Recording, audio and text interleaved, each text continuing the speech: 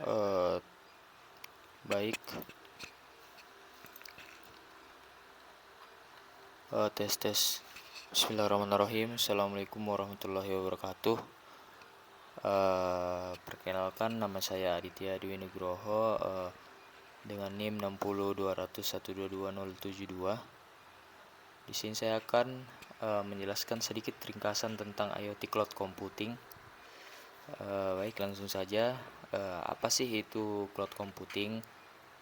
Cloud computing artinya menyimpan dan mengakses data dan program melalui internet, bukan dari hard drive atau komputer Anda. Jadi ini sifatnya dia virtual, yang dimana ketika kita mau akses, kita membutuhkan koneksi internet. Cloud computing adalah kumpulan sumber daya komputasi penyimpanan bersama yang dapat diakses sesuai permintaan dan ditawarkan secara dinamis kepada pengguna. Jadi cloud computing ini dia sifatnya layanan, yang dimana misal seperti Google Drive itu atau Google One, itu dia mempunyai fitur berlangganan untuk menikmati aksesnya. Kalau dari Microsoft itu ada Microsoft Azure, Google AWS, dan lain-lain.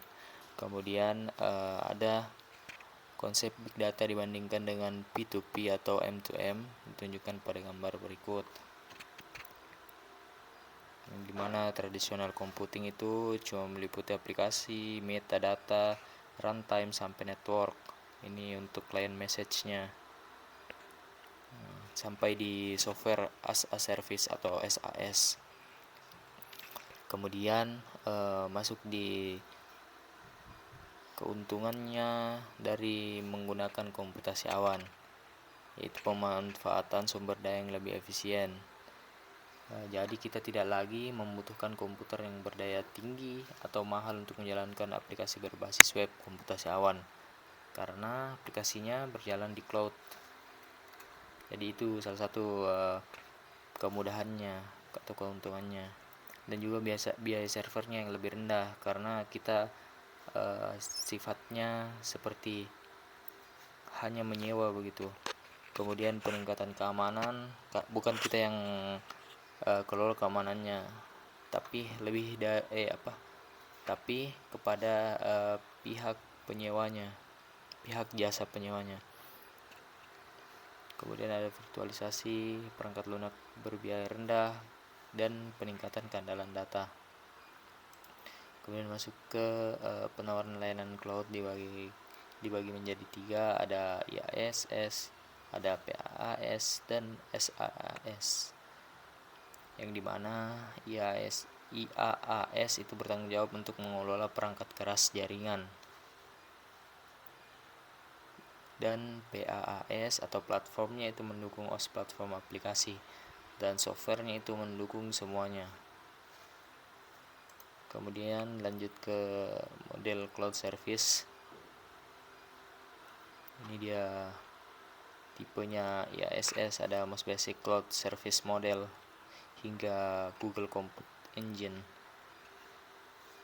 Kemudian lanjut di server cloud. Server cloud ini adalah server logis yang terbuka untuk membangun, menghosting, dan mengirimkan melalui platform komputasi awan melalui internet. Jadi ini server cloud adalah salah satu fiturnya. Dia mempunyai server, dan juga kita bisa mengakses lewat jarak jauh.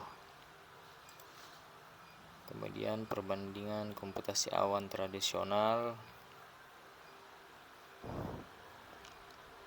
Dan di slide berikutnya itu komputasi awan adalah contoh paradigma teknologi informasi atau IT.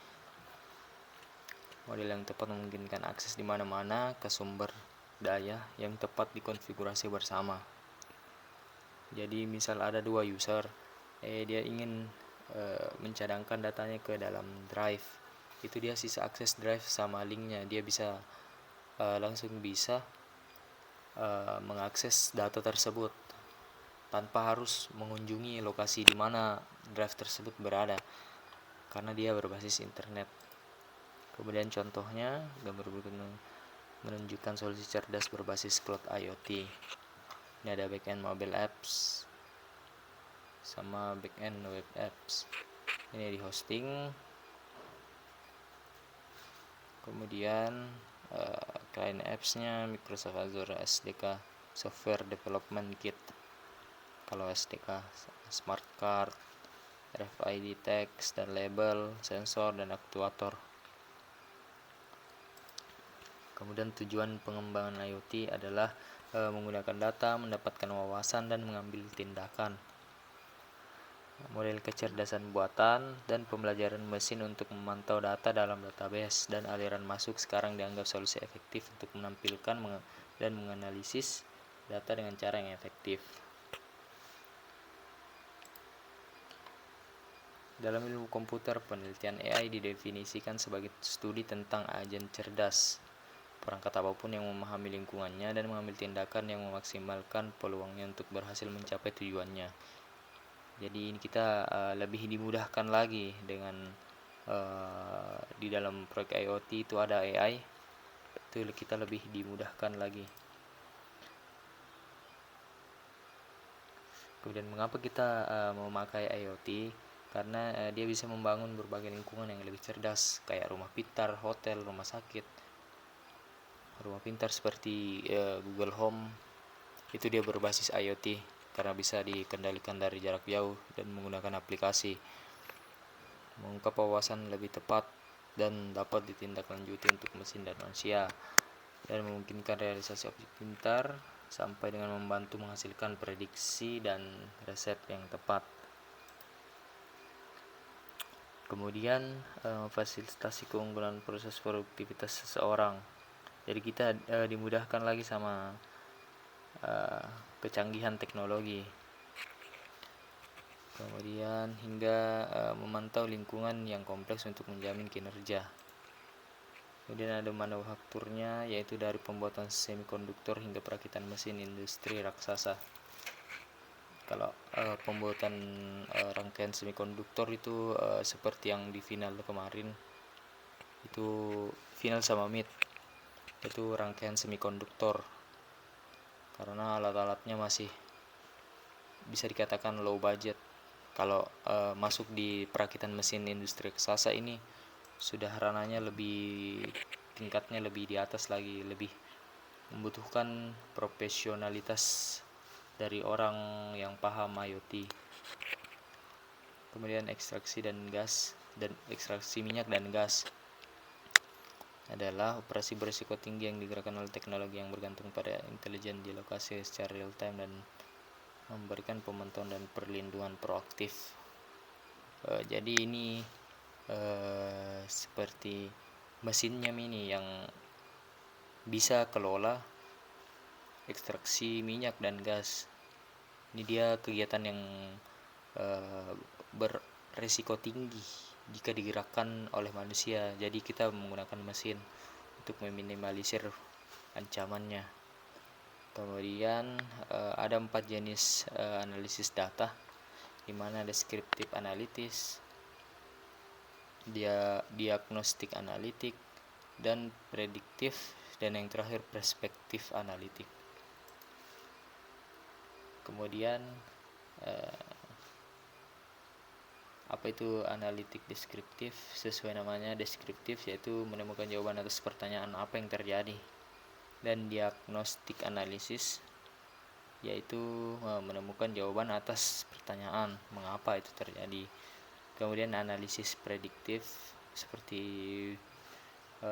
menemukan jawaban untuk pertanyaan apa yang akan terjadi, kayak diprediksi ke depannya bagaimana. Kemudian perspektif itu bagaimana cara kita mewujudkannya.